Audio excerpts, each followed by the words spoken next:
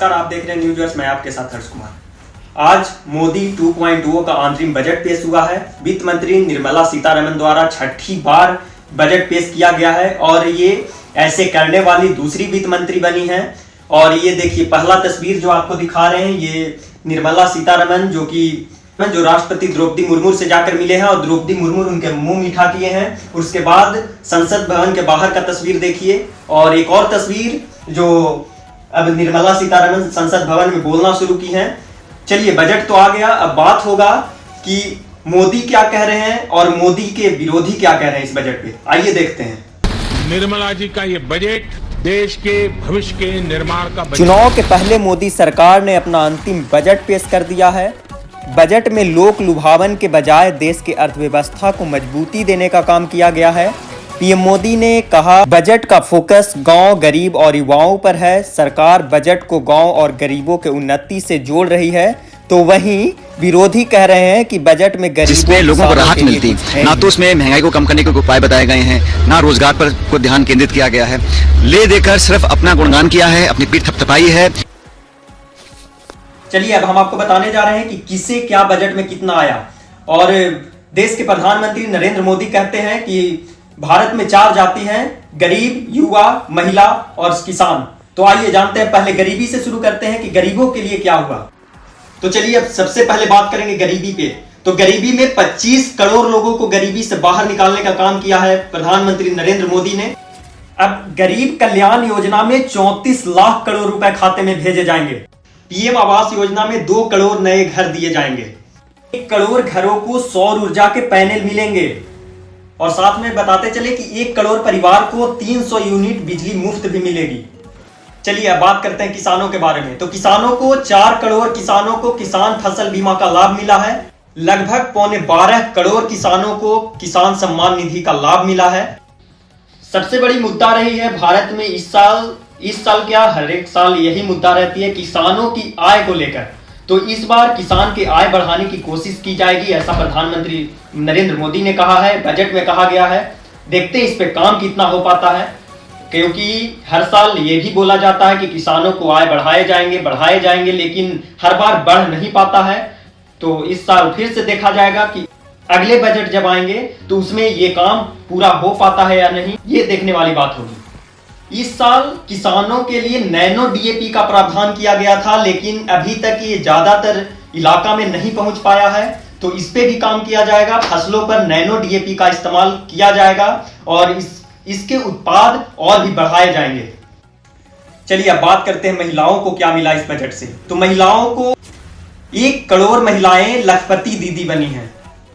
स्वयं सहायता समूह के जरिए महिलाओं को मदद भी मिला है।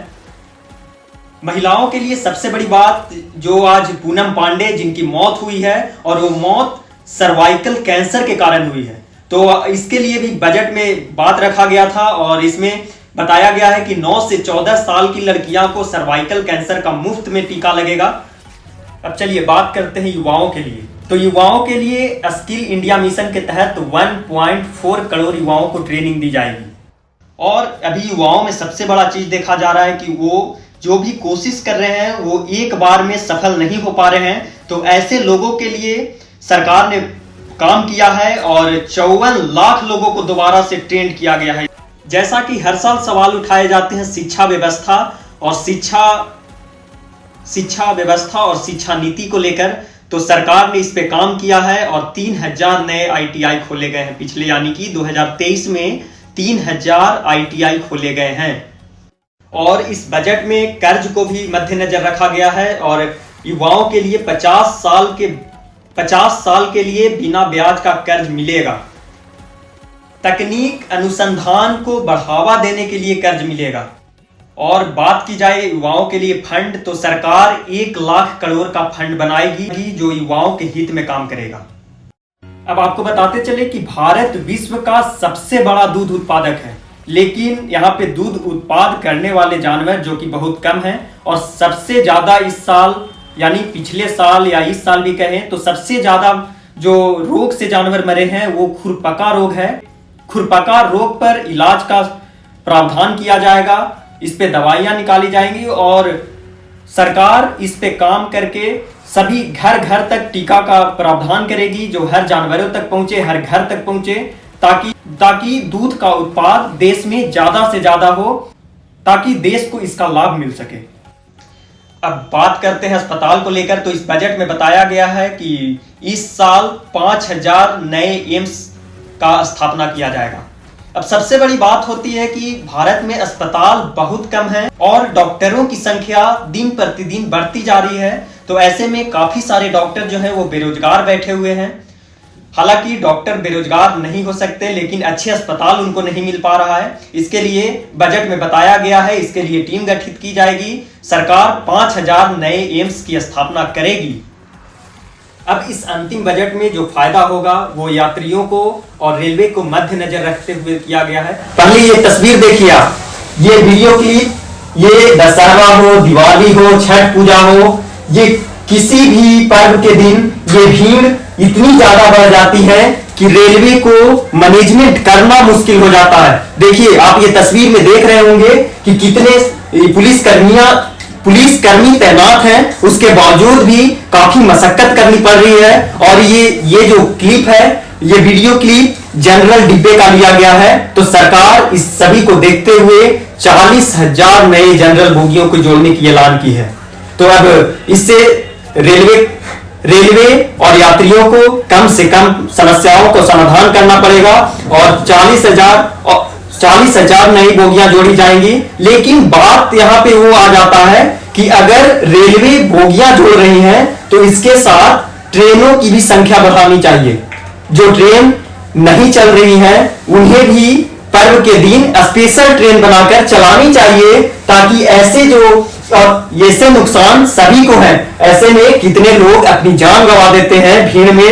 रेल जब चलती है, जब प्लेटफॉर्म पे आती है, तो रुकने के साथ जो लोग दौड़कर जनरल बोगी में जगह लेने के लिए भागते हैं, उस दौरान उनका पैर फिसल जाता है और बोगी ट्रेन के अंदर चले जाते हैं, जिससे उनकी मौत हो जाती है। और दिन प्रतिदिन ये अक्सर देखने को मिला है। तो इन सभी को नजर रखते हुए सरकार ने बड़ा फैसला लिया है और 40,000 जनरल बोगियों की बढ़ाने की हिदायत दी गई है।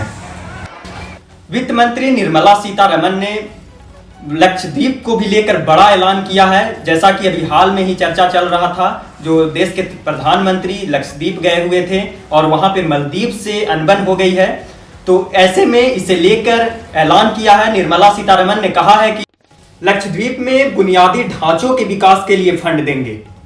लक्षद्वीप में कई परियोजनाएं लाई जाएंगी, जैसे पोर्ट कनेक्टिविटी, टूरिज्म, इंफ्रास्ट्रक्चर के प्रोजेक्ट शुरू किए जाएंगे।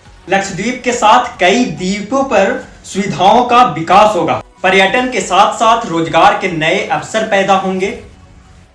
देश के प्रधानमंत्री नरेंद्र मोदी 4 जनवरी को लक्षद्वीप का दौरा किए थे और उस दौरान उन्होंने कई तस्वीर भी साझा किए थे।